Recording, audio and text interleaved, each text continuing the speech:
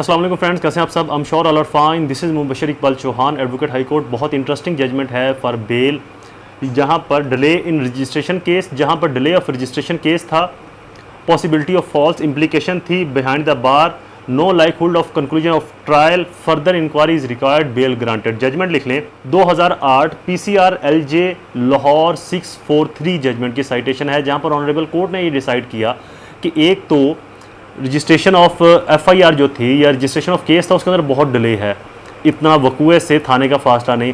Secondly, इसके अंदर false implication की भी एक्सपेक्टेशन हो सकती हैं कि इसके अंदर कुछ झूठी चीज़ें ऐड की गई हैं इतने दौरान में जब ये डिले किया गया। थर्डली, फर्दर इंक्वायरी की ज़रूरत है यहाँ पर, और ट्रायल की कंक्लूजन कुछ नहीं हो पा रही फर्दर इंक्वायरी ना होने की वजह से, तो लिहाजा बेल भी ग्रांट की जा सकती है। और इसी जजमेंट में ट्रायल के बारे में भी कुछ गाइडलाइंस फराहम की गई हैं। ये जजमेंट बहुत इंपॉर्टेंट है, इसको जरूरत पड़ेगा। वीडियो कंप्लीट दोबारा हाजिर होगा किसी और इन्फॉर्मेटिव वीडियो के साथ। तब तक मुझे अपनी दुआ में जरूर याद रखें। अल्लाह ताला आप सबका हामी नासिर हो। वस्सलाम।